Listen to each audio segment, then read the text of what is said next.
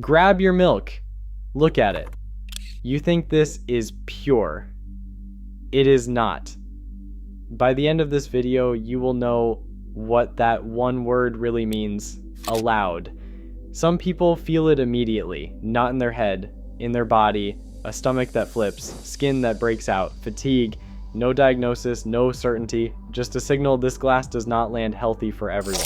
Listen, if you think milk is simple, that is the trap. The carton sells a feeling, the system runs on numbers, and the most important number, it is not on the carton, the limit, SCC. A number you never see that still decides what can legally pass. Here are the figures they never put on the front. In Canada and the European Union, the limit is 400,000 per milliliter. In the United States, the limit is 750,000 per milliliter, almost double. So yes, this glass can be legal while it fails stricter limits elsewhere. And this is legal, that is not taste. That is a system that raised the line. You will never taste this. That is the scary part. Because if something stinks, you spit it out. If something tastes off, you stop. But this slides down like it is innocent. And while you drink pure, the system checks a number, a threshold, a limit. Not your body, not your instincts, paperwork. So every time you think healthy, the system thinks allowed. And that is why this hits different. It looks like health, but it runs like industry. Your tongue cannot taste a limit. Your nose cannot smell allowed. You just see white. And once you see it, you cannot unsee it. You are not drinking pure. You are drinking within the limit. In this video, 5 things that are legal and why legal is not the same as clean.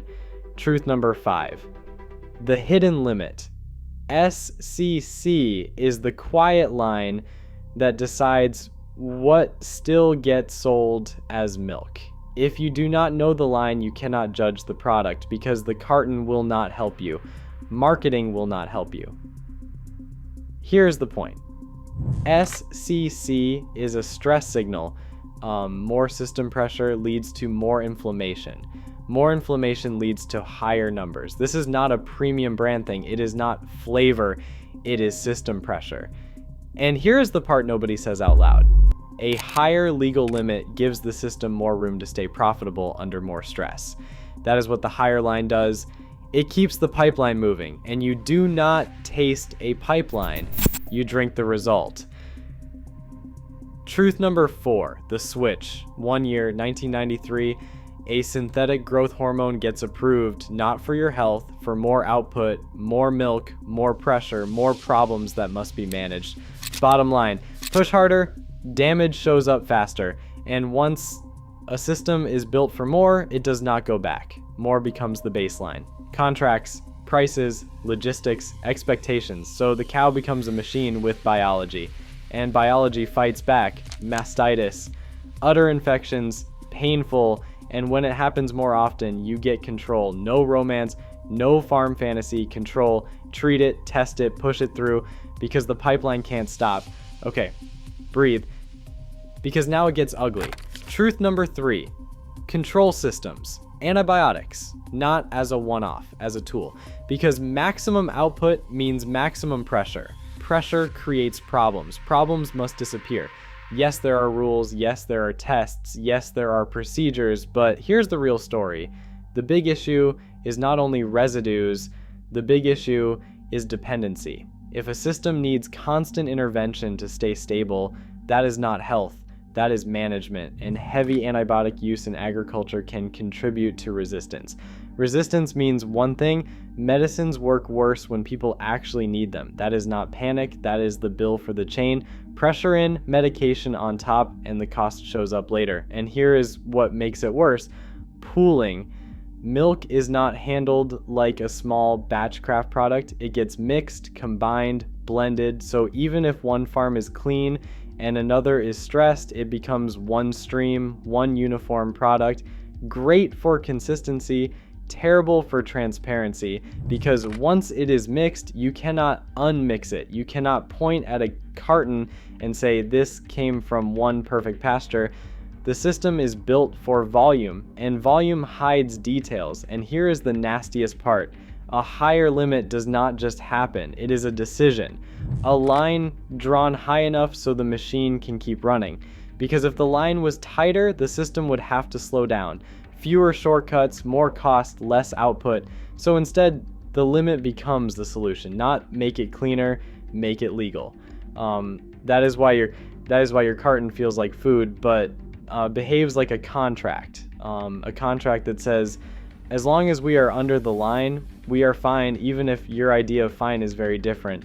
And if you want proof this is designed to keep you calm, look at what is missing. No somatic cell count number, no limit printed anywhere, no transparency, just words, natural, fresh, wholesome, because if they showed you the line, you would stop trusting the story. And now that you understand that, truth number 2, the labels that sedate you. This is where people get played. Natural. It sounds like a guarantee, but it is usually marketing language. It proves nothing about somatic cell count, SCC, nothing about system pressure, nothing about the legal line. It is a vibe, not a measurement. Then you see a label that says no artificial hormones. That often means no RBST is added. Fine, but read it again. No artificial hormones does not mean no hormones. It does not mean low pressure. It does not mean low somatic cell count, SCC. It means one specific input is not used. That is it. So labels can feel safe while telling you nothing you actually need. In other words, you are buying a sticker, not the line. Okay, now money. Truth number 1, power. This is not only biology, it is about incentives. When a few giant players dominate a chain, the product does not have to be perfect. It only has to be sellable, and it only has to stay within the limit. And yes, there have been class action lawsuits. Consumers allege they paid too much for years. There were allegations of anti-competitive behavior and price manipulation. There have been settlements, and here's the sentence they hate. A settlement is not a verdict, but it is also not nothing. Because nobody pays tens of millions over nothing. In one major case, there was a $52 million settlement. Again, no verdict, no official finding of guilt, but big enough to end the fight before everything gets dragged into full daylight. And in some cases, there were allegations about influencing supply. There were programs that paid to reduce herds with the argument that payments would support prices. In plain terms, less supply, higher price. Now you see the pattern: output up, limit up, price pressure up, and you are at the bottom holding a white glass that feels healthy, but it is built on one word: allowed. So what do? You can't wish the system away, but you can hit it. With choices, the system feels RBST free, that's the minimum, grass-fed, often more pasture, often less extreme pressure, not perfect, but a different signal. Organic, often no RBST, stricter antibiotic rules, more pasture requirements depending on certification, often the strongest mainstream option, and above all, stop paying for a system that sells an industrial product as a healthy breakfast without context. Demand transparency. Demand that people understand what limits actually mean. Because if you don't know the line, the system can sell everything under that line as good. And that's exactly what happens. Share this video if it made you angry, and answer this in the comments. Would you rather have lower prices or stricter limits? This video is a summary of publicly available rules, documents, and documented discussions.